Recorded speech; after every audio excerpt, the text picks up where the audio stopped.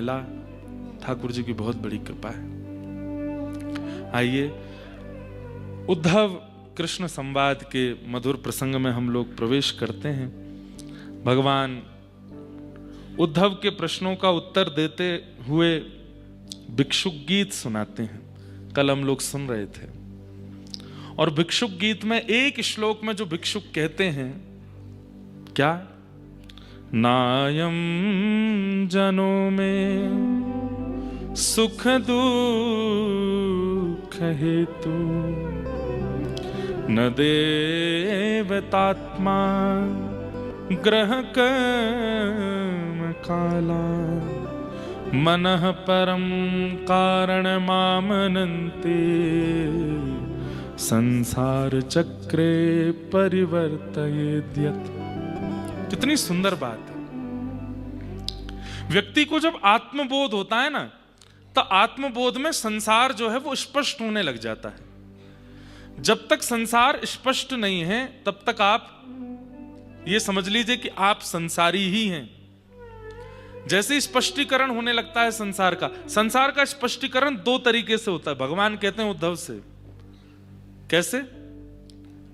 या तो उद्धव ठोकर खाकर के संसार का स्पष्टीकरण होता है जैसे भिक्षुक को हुआ, या फिर अपने कम आयु में ही, युवावस्था में ही किसी सत्संग से जुड़ जाने से संसार का स्पष्टीकरण होने लगता है। दो रूपों में ही संसार स्पष्ट होता है, और संसार का स्पष्ट होना बहुत जरूरी है अपने कल्याण के लिए। नहीं तो ये संसार कैसे कैसे मोड़, कैसी कैसी व्यवस्था अवस्था प्रकट कर दे आपके मेरे जीवन में, हम क्या जाने। तो आज भिक्षुक का संसार स्पष्ट हो गया। कैसे स्पष्ट हुआ? वो कहते हैं कि मुझे कोई व्यक्ति दुखी नहीं कर सकता। जो स्वयं दुखी है वो मुझे दुखी कैसे करेगा? संसार का हर व्यक्ति दुखी है, कोई व्यक्ति दुखी नहीं करता। ना कोई देवता मुझे दुखी करता है, ना कोई ग्रह मुझे दुखी करता है, ना मेरे कर्म मुझे दुखी कर रहे हैं, ना कोई काल मुझे दुखी कर रहा है। और दुख होने का कारण क्या है? मनः परम कारणमाम अनंति।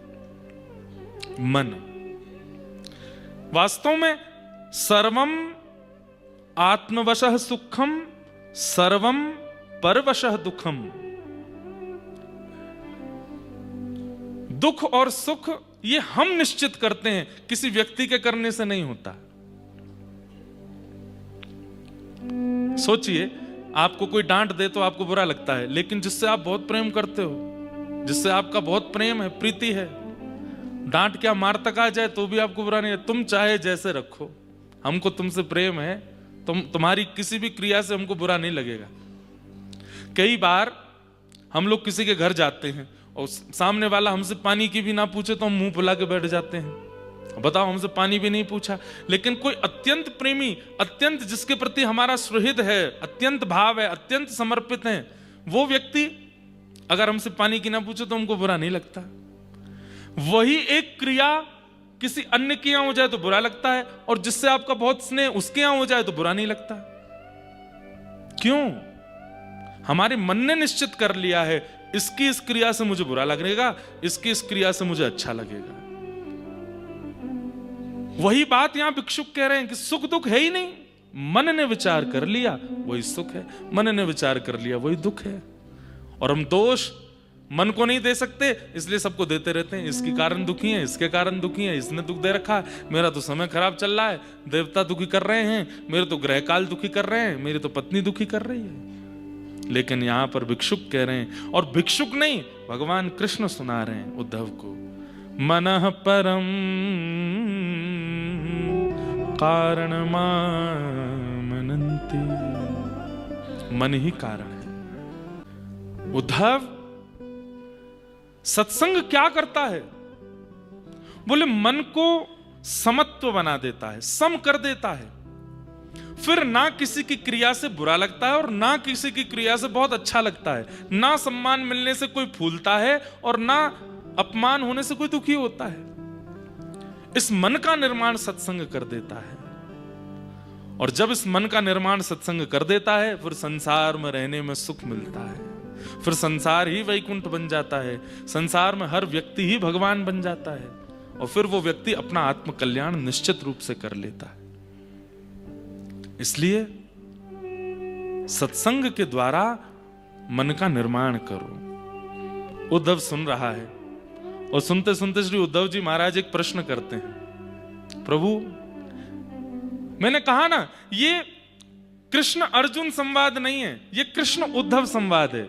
और संवाद का मतलब होता है बगल में बैठे हैं दोनों, और जैसे कोई मित्र मित्र बात करते हैं ऐसे। उद्धव का अगला प्रश्न इतना अच्छा लगा मेरे को। उद्धव क्या कहते हैं, ठाकुर जी बोले जी आप भगवान हैं, आप परमात्मा हैं, आप ईश्वर हैं।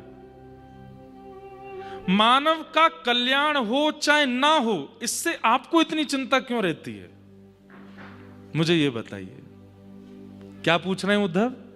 मानव अपना कल्याण करे, सदगति करे चाहे अधोगति करे, आपको इतना फर्क क्यों पड़ता है? मैं इतनी देर से आपके पूरे प्रवचन को सुन रहा हूं और मैंने ये चीज आपकी आंखों में, आपकी बातों में, आपके शब्दों में देखी कि मानव कल्याण करे, इसके लिए आप बड़े चिंतित रहते हैं। क्यों?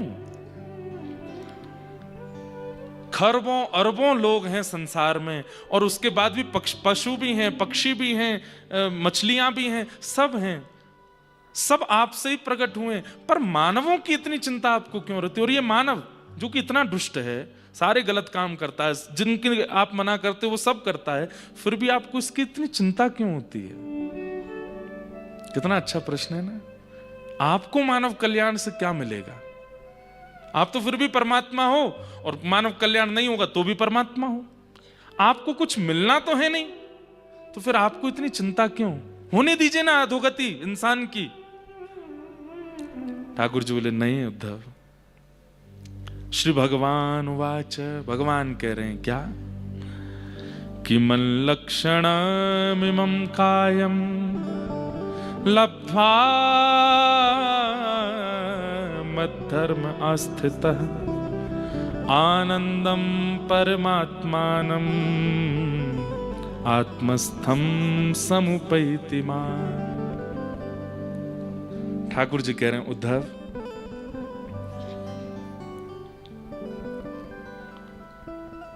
मैं बहुत प्रेम करता हूं मानवों से। मैंने बनाई पूरी संसार है, पूरी सृष्टि बनी है, पर ये मानव, इससे मेरे को इतनी रुचि क्यों है पता है? क्योंकि मैंने इसको अपने जैसा बनाया है। मल लक्षणमिमं, मेरे जैसे लक्षण हैं इसके अंदर। कौन कौन से लक्षण हैं ठाकुर जी में? ठाकुर जी कह रहे हैं, जैसे आप लोगों ने शायद अनुभव किया हो, कई लोगों को शायद पता भी होगा, मैं लिख के भी लाया, जैसे भगवान शंख चक्र धारण करते हैं। हमारे शरीर की कई रेखाओं में भी कहीं कहीं शंख चक्र अंकित होता है, और रेखाओं में अंकित ना हो तो कई लोगों के सिर के इधर भाव में कहीं किसी के चक्र का निर्माण होता है, कहीं किसी के शंख का निर्माण होता है। तो जिस प्रकार ठाकुर जी शंख चक्र युक्त हैं, मानव की भी शंख चक्र उसके अंग पर होते हैं। इससे यह बात प्रमाणित होती है, जैसे चित्रकार चित्र बना करके नीचे अपना नाम लिख देता है या अपनी कोई डिजाइन बना देता है कि ये मेरा है, ऐसे ही भगवान के लक्षणों से युक्त हैं हम। तो शारीरिक लक्षण शंख चक्र, जैसे ठाकुर जी के वैसे हमारे। दूसरे नेत्र हैं, नासिका है, मुख है, कान है। भगवान कहते हैं बना तो पूरी संसार है, पर मानवों के नेत्र कान आंख नाक क्यों है? जो प्रिय होता है उसको ही तो अपने जैसा बनाया जाता है। मैंने अपने जैसा बनाया। अब बात करो तुम स्वभाव की, तो मेरा स्वभाव कैसा है? शांताकारम, मैं शांत रहता हूं। मानव का भी स्वभाव शांत है। किसी भी व्यक्ति को हल्ला प्रिय नहीं होता, किसी भी मानव को बहुत शोर प्रिय नहीं होता। चाहे शोरों में रहने वाले मानव भी हों, वो भी लौट करके एक दिन शांति को प्राप्त करना चाहते हैं। एक बात बताएं, गीता में भगवान कहते हैं व्यक्ति सुख के लिए भाग रहा है, लेकिन ये गलत है। सुख उसका डेस्टिनेशन नहीं है, तो शांति है। सुख क्या है? बहुत बड़ा घर बन जाए सुख है, बहुत बड़ी गाड़ी मिल जाए सुख है, अपना हवाई जहाज हो जाए सुख है, अपना हेलीकॉप्टर हो जाए सुख है, सुंदर पत्नी हो जाए सुख है, सुंदर बच्चे हो जाए सुख है। लेकिन जिन लोगों के पास ये सारी चीजें वो सुखी हैं ना? सुख डेस्टिनेशन है ही नहीं हमारी, सुख गंतव्य है ही नहीं हमारा। हमारा गंतव्य शांति है। और सुख की प्राप्ति कब होती है? जब बहुत चीजें जीवन में आ जाएं, तब सुख मिलता है। बहुत साधन इकट्ठे करने से सुख की प्राप्ति होती है, पर शांति त्याग से होती है। दोनों उल्टे हैं। हम चाहते कुछ शांति जैसा ही हैं, पर शांति नहीं चाह रहे हैं, हम सुख की कामना कर रहे हैं, इसीलिए तो बढ़ाते जा रहे हैं। जीवन में भार, इसका भी, उसका भी, ये भी, वो भी, ऐसा भी, वैसा भी। भगवान कह रहे हैं शांति हमारा गंतव्य है। और शांति की प्राप्ति कैसे होती? बोले त्यागात शांति अनंतरम। त्याग से शांति मिलती है। तो भगवान कह रहे हैं मन लक्षणाम इमं कायम लब्ध्वा मद्धर्म अस्थित। वो मेरे लक्षणों से युक्त है उद्धव, उसका कल्याण जब नहीं होता। भगवान कहते हैं सबसे ज्यादा कष्ट मुझे होता है जब संसार के अरबों खरबों जीवों में भी एक व्यक्ति अपना कल्याण नहीं कर पाता। मुझे बहुत पीड़ा होती है। लेकिन जब मानव अपने कल्याण के मार्ग पर निकलता है, सिर पर उर्ध्वपुंड धारण करता है, मेरी कथाएं श्रवण करता है, मेरे धाम आता है, पवित्र नदियों में स्नान करता है, अपने विकार और अपने विचारों को शुद्ध करने का प्रयास करता है। उद्धव मुझे भोग प्रिय नहीं लगता, मुझे वस्त्र प्रिय नहीं लगता, मुझे मालाएं प्रिय नहीं लगती, मुझे आरती प्रिय नहीं लगती। लेकिन एक व्यक्ति जब सद्मार्ग पर चलता है, मेरा नृत्य करने का मन होता है, मैं बहुत प्रसन्न होता हूं। क्यों? मुझे लगता अब ये मेरे पास आएगा, अब ये मुझे प्राप्त कर लेगा। अरे वो मेरा साथी है। साथी कैसे? ध्यान से सुनिए बंधु, जिन माताओं को जाना हो वो पीछे ही बैठ जाया करो। बीच में उठते हैं तो फिर बीच वाले लोगों को दिक्कत होती है। अभी भी जिनको पहले निकलना हो ना, वो पीछे ही बैठ जाना, बीच में नहीं उठना।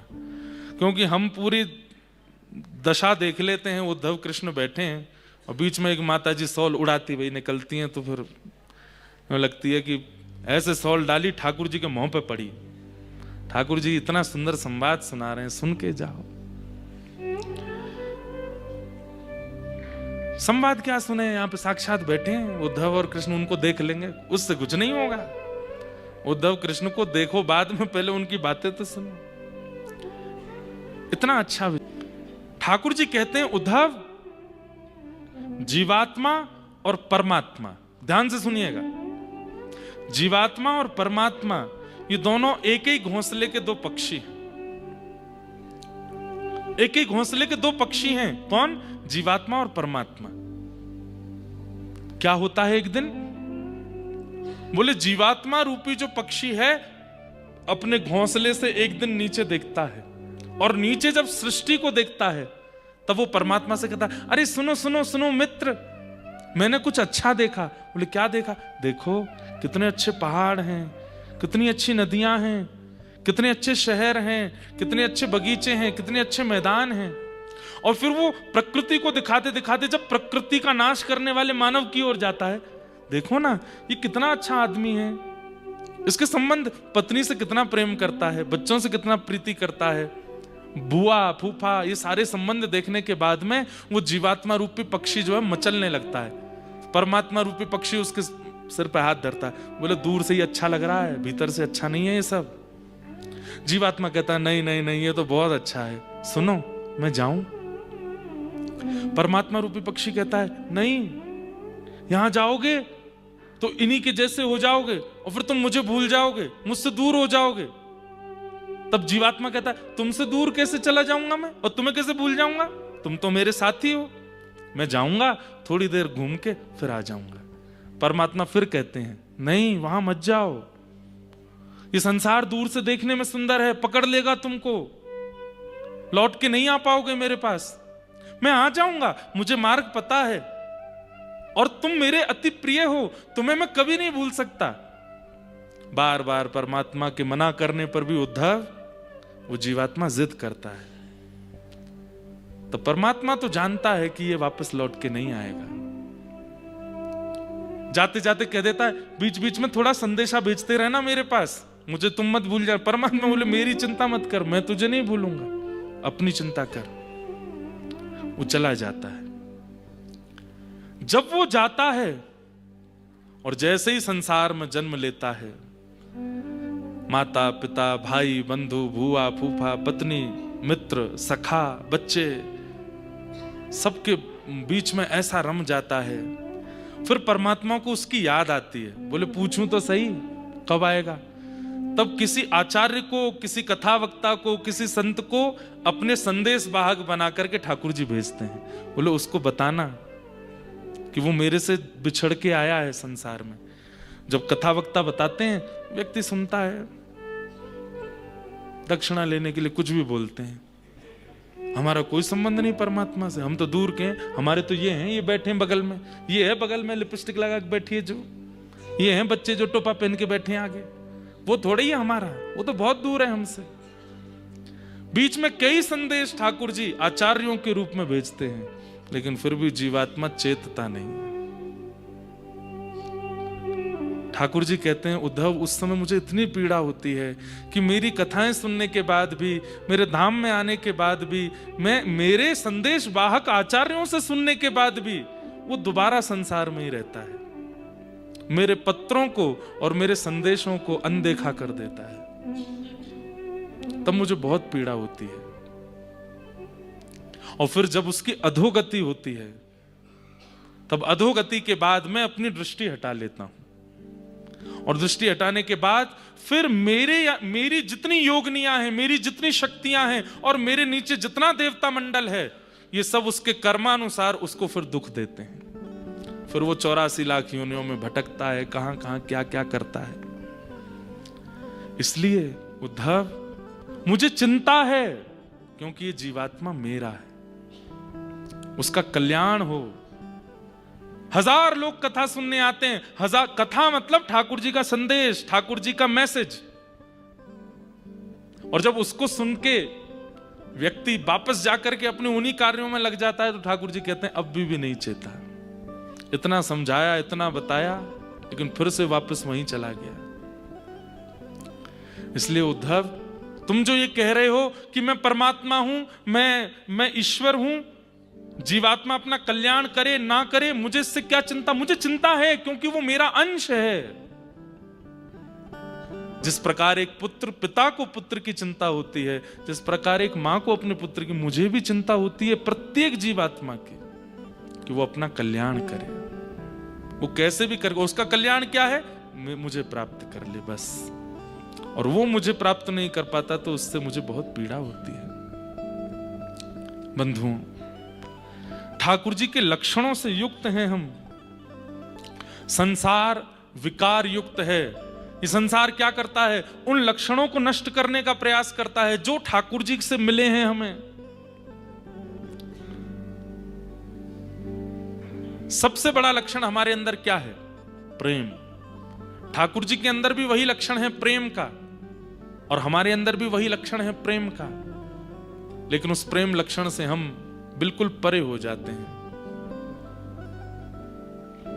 उद्धव कहता है, प्रभु तो फिर मानव कल्याण में सबसे बड़ी बाधा क्या है, ये बताइए।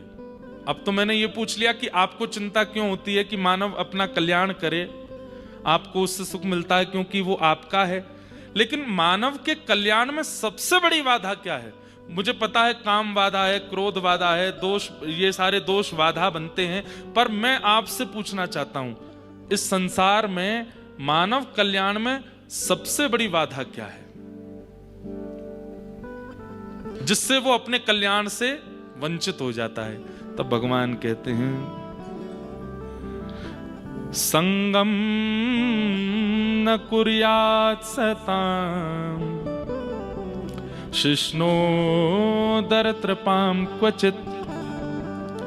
अगर व्यक्ति सत्संग नहीं करता है और कुसंग में पड़ जाता है, दूषित व्यक्ति को देख करके, दूषित विचारधारा रखने वाले व्यक्ति से प्रभावित होता है, और प्रभावित होकर के मन में विचार करता है काश मैं भी ऐसा बन जाऊं, ये सबसे बड़ा उसका दोष है, जिससे वो मेरी प्राप्ति से बहुत दूर चला जाता है। समझ में आई बात?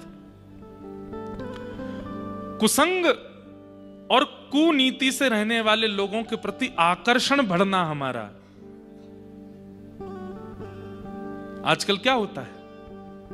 सोशल मीडिया के द्वारा, आदि आदि इतने साधन है, उनके द्वारा हम उनके प्रति आकृष्ट होते हैं जो थोड़े विचारों में सनातनी नहीं है, जो विचारों में दूषित क्रिया करते हैं, थोड़ा अलग तरीके का भाव व्यवहार रखते हैं, हम उनसे आकर्षित हो जाते हैं और उनसे आकर्षित होकर उन्हीं की तरह रहने लगते हैं, जिसके कारण भगवान कहते हैं मानव अपने कल्याण से सबसे ज्यादा वंचित हो जाता है। बड़े बड़े शहरों में आजकल युवा बिना विवाह के ही जिनसे प्रेम है उनके साथ रहने लगते हैं। अब ये कहां से शुरू हुआ? किसी से प्रभावित हो गए, वेस्टर्न कल्चर से प्रभावित होकर के अब वो आज भी करने लगे। उस पर हमारे वृंदावन के एक संत ने कह दिया तो कितने लोग उनके पीछे पड़ गए, कितने लोगों ने उनके बारे में गलत सलत कहना शुरू कर दिया।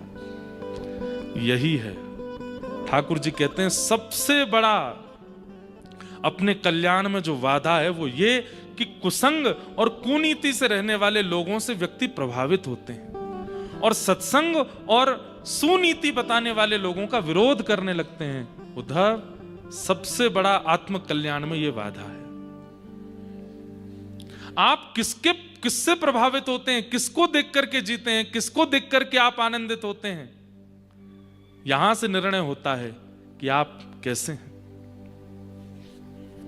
भगवान कहते हैं संग दोष के कारण उद्धव व्यक्ति अपने कल्याण से वंचित होता चला जाता है और इसी संग दोष का शिकार हुए हमारे पूर्वज। कौन? सुद्युम्न। भगवान ने अपने एक पूर्वज की कथा सुनाई, जिन सुद्युम्न को ही ऐल कहा गया, और ये श्रीमद् भागवत का अंतिम गीत है। पहला गीत रुद्र गीत, दूसरा वेणु गीत, तीसरा गोपी गीत, चौथा भ्रमर गीत, पांचवा युगल गीत, छठवा भिक्षुक गीत जो हमने कल सुना, और ये अंतिम है ऐल गीत। क्या नाम है? ऐल गीत। इनकी कथा सुनो। ये ऐल कौन है? सूर्य वंश में एक राजा हुए, उनका नाम था सत्यव्रत। भगवान कृष्ण सुना रहे हैं उद्धव को संग से क्या प्रभाव पड़ता है हमारे जीवन पर। सुनो उद्धव, सूर्यवंश के एक राजा थे, उनका नाम था सत्यव्रत। ये सत्यव्रत राजा, इन्होंने मत्स्यावतार का दर्शन किया था, मत्स्य भगवान का दर्शन किया था। सत्यव्रत राजा की कोई संतान नहीं थी, तब इन्होंने वशिष्ठ ऋषि से कहा कि आप पुत्र कामेष्ठी यज्ञ कर दीजिए ताकि हमारे संतान हो। बहुत ध्यान से सुनिएगा, सब लोग इधर देख के सुनो, बहुत सुंदर कथा है। और चंद्रवंश का प्रारंभ, मतलब भगवान के वंश का, यदुवंश का प्रारंभ भी इसी कथा से ही होता है। तो भगवान कहते हैं उद्धव, सत्यव्रत राजा ने एक बार वशिष्ठ ऋषि से कहा कि हमारे यहां संतान हो, इसके लिए आप एक यज्ञ कीजिए। तब वशिष्ठ जी ने पुत्र कामेष्ठी यज्ञ किया। उस यज्ञ में सत्यव्रत राजा इतने ध्यानस्थ हो गए कि वशिष्ठ जी ने मध्य यज्ञ में पूछा, पुत्र की कामना है कि पुत्री की? तो राजा तो उत्तर दे नहीं पाए। बगल में बैठी रानी ने कहा, मुझे लाली चाहिए, मुझे पुत्री चाहिए। और वशिष्ठ ऋषि बोले ठीक है, और उन्होंने उसी प्रकार के मंत्रों का उच्चारण किया कि इनके घर एक पुत्री का जन्म हो। यज्ञ समाप्त हुआ, राजा का ध्यान खुला। उन्हें तो पता ही नहीं था कि यज्ञ के बीच में पत्नी ने पुत्री की कामना की है। वे तो यही विचार करके बैठे थे कि पुत्र होगा। कुछ महीने बीत जाने के बाद जब रानी के गर्भ से पुत्री ने जन्म लिया तो राजा दुखी नहीं हुए, लेकिन मन में सोचने लगे, जब पुत्र कामेष्ठी यज्ञ कराया था और ये कहकर के कराया था कि वंश वर्धन हो, तो फिर पुत्री क्यों हुई? उस पुत्री का नाम रखा गया इला। क्या नाम रखा? इला। वशिष्ठ ऋषि आए आशीष देने, भाई संतान हुई है। खूब आशीर्वाद दिया, खूब सब कुछ।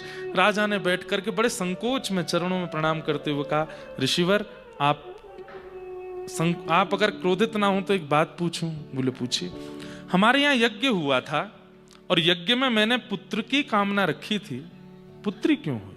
मुझे पुत्री से कोई दोष नहीं, बहुत सुखी हूं मैं कि मैं एक पुत्री का पिता बना हूं, कन्यादान का मुझे अवसर मिलेगा, पर मैं एक पुत्र पहले चाहता था।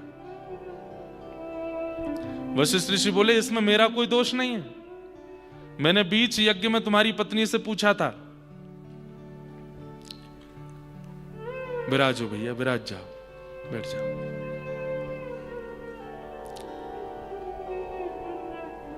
बैठ जाओ।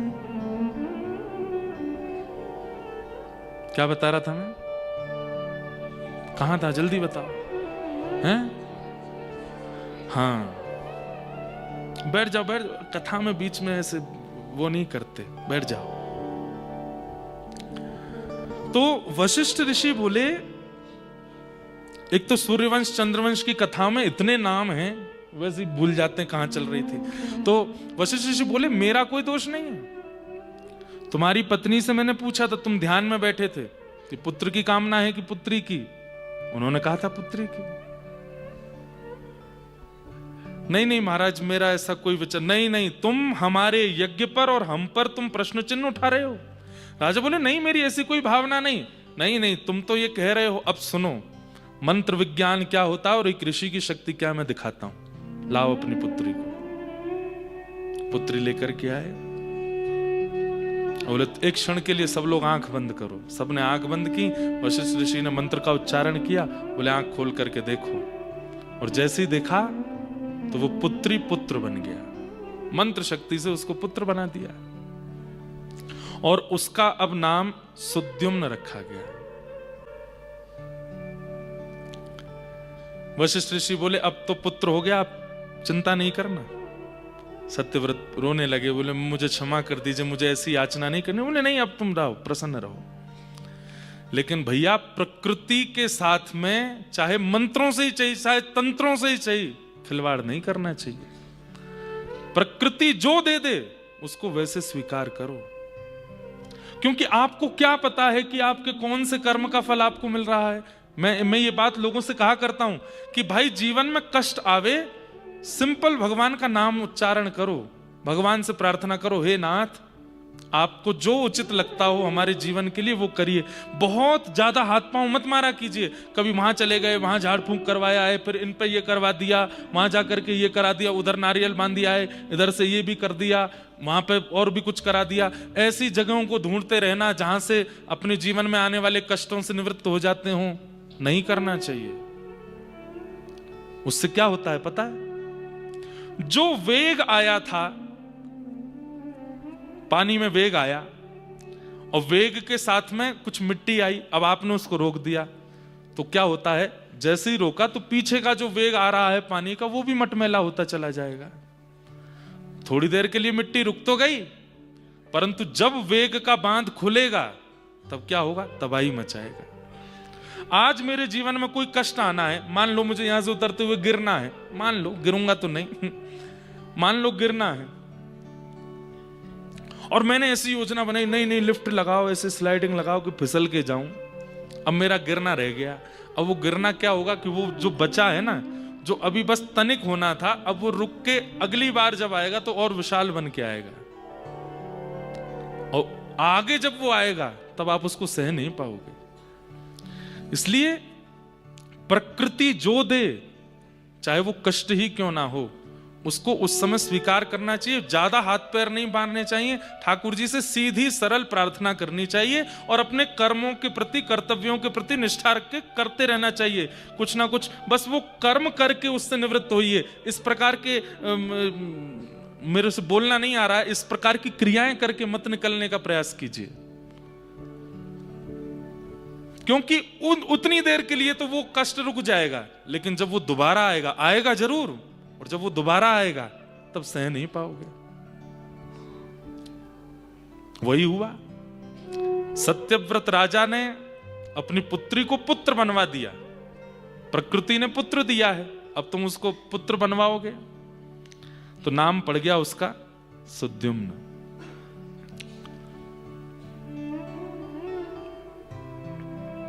धीरे धीरे बालक बड़ा हुआ, घुड़सवारी करता था। अपने मित्रों के साथ एक दिन कैलाश पर्वत की ओर गया और कैलाश पर्वत में भी उस खंड में प्रवेश कर गया जहां पर मानवों का प्रवेश करना वर्जित है। आज भी शंकर जी की परिक्रमा पूरी नहीं लगाई जाती, आधी ही लगाते हैं, क्योंकि मध्य में इलावृत क्षेत्र आता है। ऐसा कहते हैं कि प्रत्येक शिवलिंग जो है वो कैलाश ही है। ठाकुर जी का पूर्ण लोक विराजमान है शिवलिंग के रूप में, और पार्वती जी ने एक खंड को निषेध करवा रखा है महादेव से कि इस क्षेत्र में कोई भी नहीं आएगा, वहां केवल पार्वती जी और शंकर जी विहार करते हैं। प्रसिद्ध कथा है कि एक बार सनत कुमार वहां पहुंच गए, पार्वती जी महादेव दोनों बैठे थे, तो पार्वती जी, अब सनत कुमारों को देखते ही शंकर जी तुरंत पार्वती जी का रुको, उनका स्वागत करने गए। तो पार्वती जी बोली, ऐसा कोई क्षेत्र है जहां पे केवल आप और मैं हूं? कभी नारद जी आ जाते हैं, कभी वरुण जी आ जाते हैं, कभी चंद्रमा आ जाता है, कभी सूर्य आ जाते हैं। महादेव बोले, अब हम देव तो है नहीं, हम तो महादेव हैं, अब सब आएंगे ही हमसे मिलने। तो आप किसी भवन में रहते नहीं, खुले आकाश में आप रहते हैं, गृहस्थ आश्रम भी है आपका, मैं हूं। थोड़ा तो विचार किया कीजिए कि ऐसा कोई स्थान हो कि जहां केवल आप अपने गृहस्थ आश्रम में हो और कोई ना आवे। तो भगवान ने कैलाश के एक क्षेत्र को शापित कर दिया कि इस क्षेत्र में कोई भी आएगा वो सखी रूप धारण कर लेगा, स्त्री बन जाएगा, ताकि आपके मेरे विहार में विक्षेप ना हो। इसलिए महादेव की पूर्ण परिक्रमा नहीं होती, आधी ही होती है, क्योंकि मध्य में इलावृत क्षेत्र है। तो सुद्युम्न घुड़सवारी करता हुआ अपने समस्त सखाओं के साथ में जैसी कैलाश के निकट जाने लगा, सखा चिल्ला रहे वहां मत जाओ, लेकिन नहीं माना, और क्रोध वेग के साथ जैसे ही उस क्षेत्र में प्रवेश किया, सुद्युम्न फिर से स्त्री बन गया। लौट करके जब आए तो सखा तो सारे भाग गए उसको स्त्री रूप में देख करके। रोता बिलखता सुद्युम्न अपने घर आया। सत्यव्रत राजा ने देखा ये कौन स्त्री है, और जैसे ही देखा तो मुख तो मिलता था सुद्युम्न से, लेकिन केश बड़े हैं और आकृति कुछ बदल गई। रोता बिलखता अपने पिताजी के समीप जब गया तो राजा बोले, कौन, किसकी बेटी हो तुम, ऐसे क्यों? पिताजी मैं हूं सुद्युम्न। देख करके सत्यव्रत रोने लगे, उनकी पत्नी रुदन करने, ये क्या हो गया, तुम स्त्री कैसे बन गए? पूरी बात बताइए। भगवान कहते हैं कि हमारे पूर्वज सुद्युम्न, इनका फिर से नाम इला रख दिया, जो इनका बचपन में नाम था, क्योंकि पहले स्त्री थे, इसलिए उस क्षेत्र को इलावृत क्षेत्र कहते हैं, इला नाम रख दिया। और एक घटना और घटी बीच में, क्या? जब ये स्त्री बन गए थे तब चंद्रमा के पुत्र बुध, उन्होंने जब इनको देखा तो इनसे उनका स्नेह हो गया, और स्नेह के चलते उन्होंने इनसे विवाह भी कर लिया। और फिर इला के गर्भ से जो बालक उत्पन्न हुए वो चंद्रवंश कहलाया गया, वहीं से चंद्रवंश प्रारंभ हुआ। तो वो आगे की घटना है। तो हुआ क्या कि अभी आए तो स्त्री बन गए, तो फिर वशिष्ठ ऋषि को फिर बुलाया गया। वशिष्ठ ऋषि ने आकर के कहा, बोले देखो, प्रकृति जो कर दे उस पर हस्तक्षेप नहीं करना चाहिए था। प्रकृति ने इसको स्त्री बना करके भेजा था, तुमने पुरुष करवाया, अब ये फिर से स्त्री बन गया है। बोले महाराज अब तो कुछ करो, मैं संसार को क्या मुंह दिखाऊंगा, सब जानते हैं कि मेरा पुत्र है और वो पुत्र पुत्री बन गया, अब उसके लिए मैं क्या करूंगा? तब वशिष्ठ ऋषि बोले, देखो अगर मैं इसको फिर से मंत्र शक्ति से पुत्र बना दूंगा तो फिर शंकर जी के द्वारा प्रभावित क्षेत्र के नियम ना लागू होने का अपराध लगेगा। इसलिए मैं एक काम करता हूं, ये 6 महीने तो स्त्री रूप में रहेगा, 1 महीना स्त्री रूप में रहेगा, 1 महीना पुरुष रूप में रहेगा। तो 1 महीना वही सुद्युम्न बन जाते हैं और 1 महीना वही इला बन जाते हैं। लेकिन इस बीच में उनको कितना कष्ट होता था ये कौन जाने। अब बेचारे सुद्युम्न अपने सखाओं के साथ खेल रहे हैं और आज ही 1 महीना पूर्ण हुआ और आज ही वो स्त्री बन गए। अब सखा उनके सब भाग जाते। फिर वो रोते बिलखते घर आते, फिर सखियों के साथ में कहीं जाते तो वहां जाके कभी वो पुरुष बन जाते। ऐसी स्थिति उनके साथ में चलने लगी। इससे बड़े दुखी हो गए वे, और तब जब वो सुद्युम्न रूप में थे तब उनको एक संतान की प्राप्ति हुई जिनको आगे ऐल कहा गया, क्योंकि इला से जो पुत्र जन्मे थे वही चंद्रवंश के प्रथम थे, इसलिए उनका नाम ऐल पड़ा। तो यहां सुद्युम्न जो थे ये तो विरक्त हो गए, विरक्त होकर के बस अब स्त्री पुरुष बार बार बनने पर इनको बहुत कष्ट होने लगा और ये निकल पड़े। लेकिन इनके ही इला रूप में जब बुध के द्वारा इनके पुत्र हुए उनको ऐल कहा गया। भगवान कहते हैं वो हमारे वंशज थे। बोले ऐल इतने सुंदर थे, इतने सुंदर थे, चंद्रवंश के प्रथम राजा। और राजा कैसे थे? बोले जहां तक सूर्य की किरण जाती थी वहां तक उनका प्रभाव होता था। उन ऐल के गुण को नारद जी ने जाकर के सुनाया। कहां? स्वर्ग में।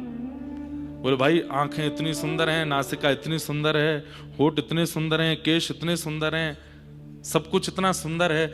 उनकी सुंदरता का वखान सुनते सुनते स्वर्ग की एक अप्सरा जिसका नाम है उर्वशी, जिसका प्रादुर्भाव स्थान भी बद्रीनाथ है, भगवान की जंघा से उरु से प्रकट हुई है, इसलिए उसका नाम उर्वशी है। कहते हैं इतनी सुंदर है। उर्वशी की उपासना बताते हैं भागवत में, अगर कोई करे तो उसको सुंदरता प्राप्त हो जाती है या सुंदर जीवन साथी मिल जाता है या सुंदर बालक मिलते हैं। उर्वशी की उपासना, ये नारायण पर्वत के बगल में चरण पादुका है, उसके बगल वाला जो पर्वत है वो उर्वशी पर्वत है। तो उर्वशी ने जब सुना इतना सुंदर एक प्राणी है, उसका नाम ऐल है, तो उर्वशी का मन आ गया कि मैं उनसे विवाह करूं। उर्वशी के लिए सब व्याकुल रहते हैं, वो उर्वशी व्याकुल हो गई जिसके लिए। पृथ्वी पर जब उर्वशी आई और उसने ऐल को देखा तो वास्तव में ठाकुर जी कहते हैं उद्धव एक प्रकार से तुम ये समझ लो जैसे मेरा रूप है, जैसे मेरा सौंदर्य है, ऐसे ही हमारे पूर्वज ऐल थे। उनसे उर्वशी को प्रेम हो गया और उर्वशी ने प्रार्थना की मैं जीवन भर आपकी दासी बन के रहूंगी, जीवन भर आपकी शरणागति रहूंगी, मैं स्वर्ग का त्याग कर दूंगी, मुझसे विवाह कर लीजिए। तब हमारे पूर्वज ऐल ने मन बनाया और उर्वशी के साथ में विवाह किया। धीरे धीरे हमारे पूर्वज जो ऐल थे, आप लोग समझ रहे हैं ना कथा, बोले उर्वशी का प्रेम तो घटता गया और ऐल का प्रेम बढ़ता गया उर्वशी के प्रति। विवाह के बाद में उर्वशी का प्रीति तो थोड़ी थोड़ी घटती चली गई, लेकिन ऐल दिन प्रतिदिन अब उनको प्रेम उर्वशी से होने लगा।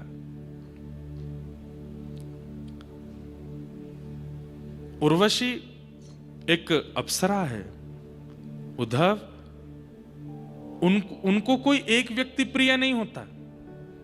वो जब एक उनको प्रिय लगता है, उससे अधिक और कोई श्रेष्ठ आ जाए तो वो उसके प्रति आकृष्ट हो जाते हैं। ऐसा स्वभाव है उनका तो।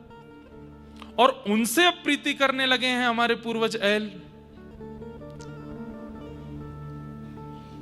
यही हुआ संग दोष के कारण हमारे एक कुल के प्रारंभकर्ता ऐल के साथ में जो घटना हुई वो मैं तुम्हें सुना रहा हूं। उनके संतान भी हो गई, उनके बालक भी हो गए, गृहस्थाश्रम आगे बढ़ने लगा। एक दिन अब उर्वशी का भी मन भरने लगा था ऐल से, और यहां इंद्र ने भी कहा कि भाई हमारी स्वर्ग की शोभा उर्वशी कहां है। तब सबने बताया उनका तो विवाह हो गया, वो तो ऐल के साथ में पृथ्वी पर विचार विहार करती हैं। इंद्र ने कहा उनको तुरंत कहो कि स्वर्ग का आधा आधिपत्य दे दूंगा, उनको वापस स्वर्ग आ जाएं। गंधर्वों ने आकर के उर्वशी से कहा, इंद्र महाराज याद कर रहे हैं और वो कह रहे हैं कि आपको आधा आधिपत्य दे देंगे, आप चलो। उर्वशी ने एक बार भी विचार नहीं किया कि मेरे संतान भी हैं, मेरे पति भी हैं, मेरा कुल खानदान आगे बढ़ चुका है। और उसी समय ऐल का परित्याग करके उर्वशी वहां से जाने लगी।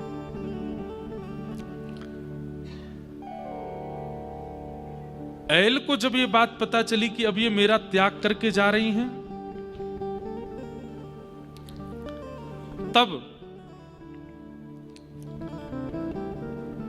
ऐल ने उनके आगे खूब हाथ जोड़े, तुम जैसे कहोगे मैं वैसे रहूंगा, हमारा कुल खानदान वैसे ही चलेगा, देखो कितने सुंदर हमारे बालक हैं, तुम क्यों जा रही हो वापस, और तुम्हें जाना ही था तो तुम आई क्यों थी?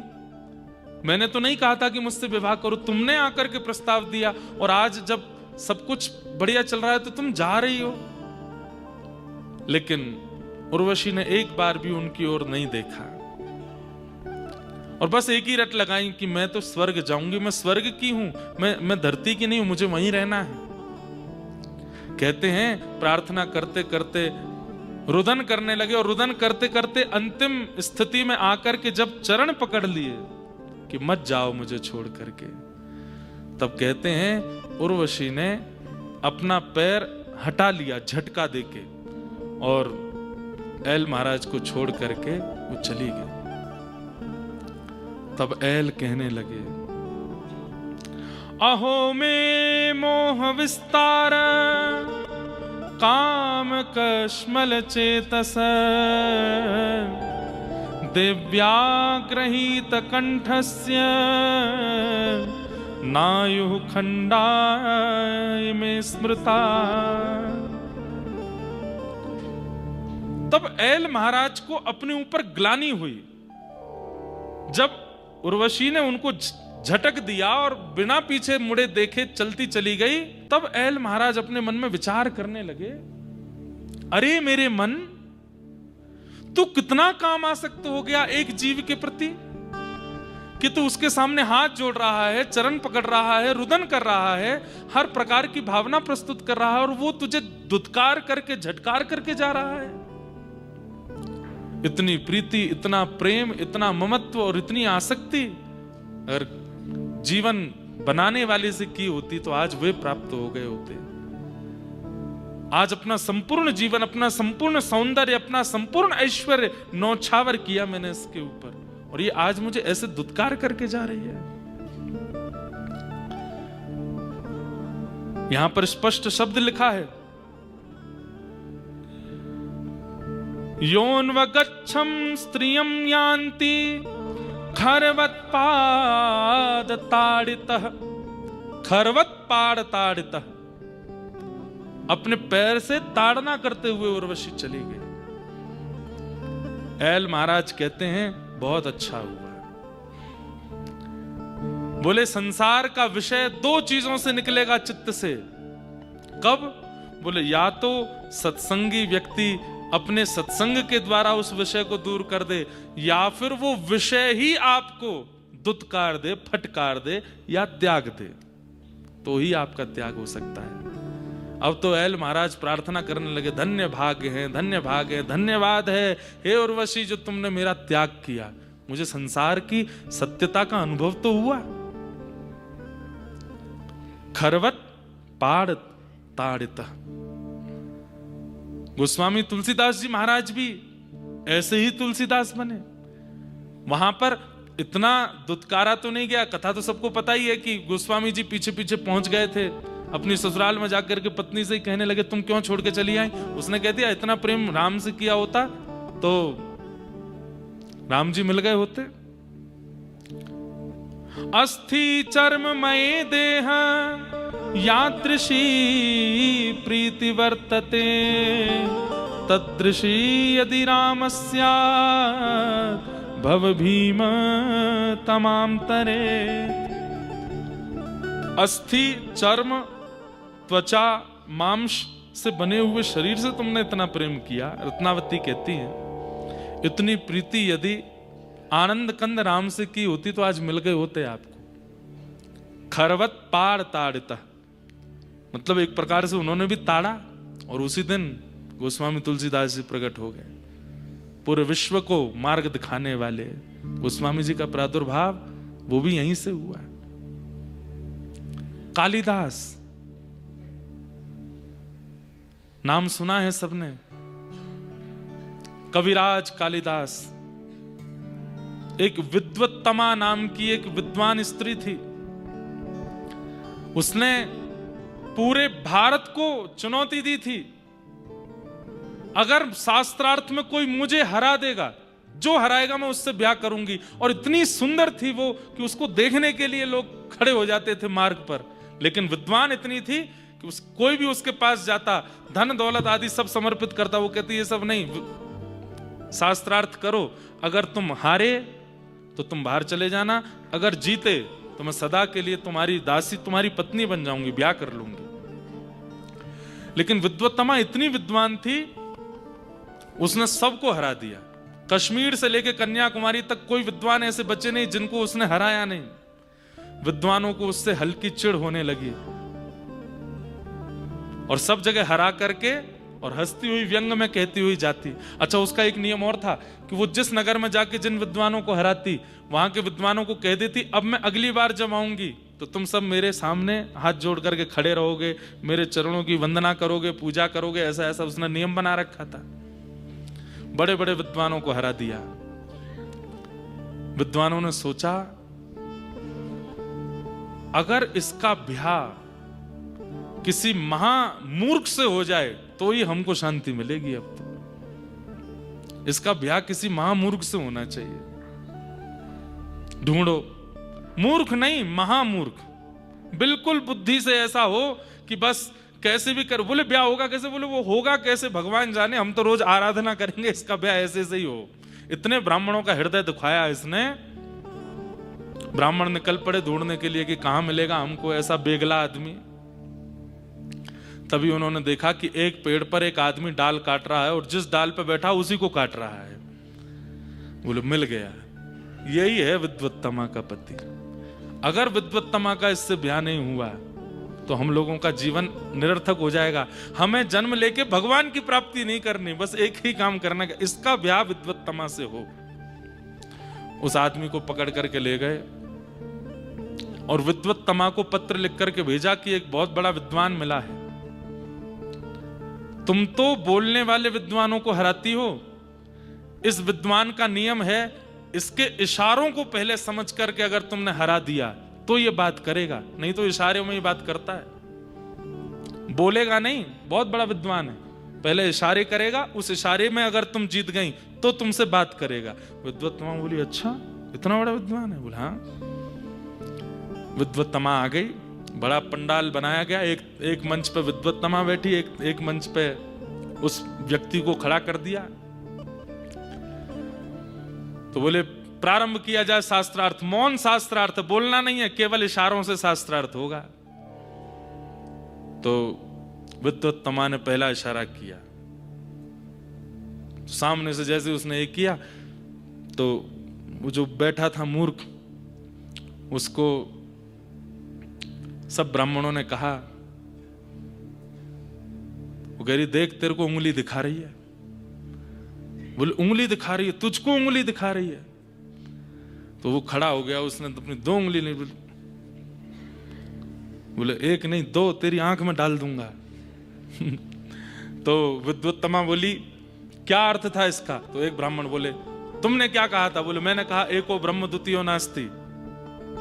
तो तुम्हारे ये क्या बोल रहे हैं? बोले हमारे ये बोल रहे हैं कि बोले एको हम बहुश्याम, भगवान का भी जब मन नहीं लगता तो बहुत होने का प्रयास करते हैं। बोले एक नहीं दो, बोले एक परमात्मा दूसरे जीवात्मा, दो से सृष्टि चलती है। सब ताली बजाने लगे, वाह वाह वाह वाह वाह, जीत गया। अगला करो। विद्वत्तमा ने किया तो मूर्ख बोला क्या बोल रही है? बोले यूं करिए तमाचा मारूंगी। तो उस मूर्ख ने मुट्ठी बनाई, बोले तू तमाचा मारेगी मैं घूसा मारूंगा। तो विद्वत्तमा बोली अब क्या बोले? बोले आपने क्या बोला? बोले मैंने बोला इस सृष्टि में पंचभूत है, पंचभूत है। तुम कहते हो कि एको हम बहुश्याम, एक नहीं भगवान है और जीवात्मा है, दो हैं, पर जीवात्मा तो पंचभूत से बना है।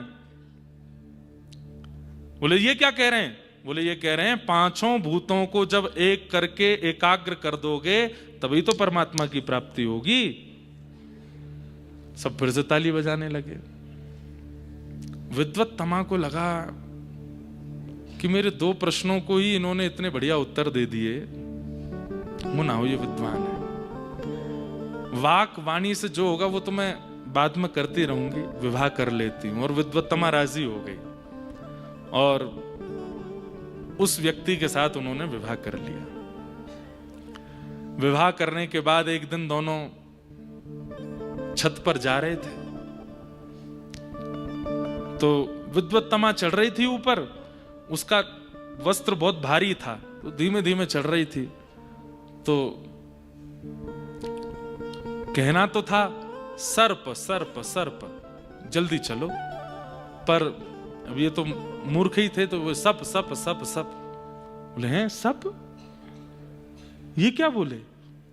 तब विद्वत्तमा ने 2-3 बातें उनसे करी तो वो तो पता चला कि अरे ये तो विद्वानों ने मेरे साथ छल कर दिया, ये तो कुछ नहीं जानते, इनके साथ मेरा विवाह। प्रेम पाश में बांध करके ऊपर ले गई और थोड़ी प्रिय प्रिय बातें करने लगी और एक कोना था वहां ले जाकर के बोले अच्छा तो तुम मुझे कहाँ घुमाने ले जाओगे? बोले मैं कहाँ खेत में ले चलूंगा तुमको, हमारा खेत है, वहां पे तुमसे न्यार कटवाऊंगा, तुमसे ये करवाऊंगा, वो तो मूर्ख है। अच्छा, बात करते करते किनारे छत पर ले गए और वहां से धक्का दे दिया। जैसे ही नीचे गिरे तो नीचे काली का मंदिर था।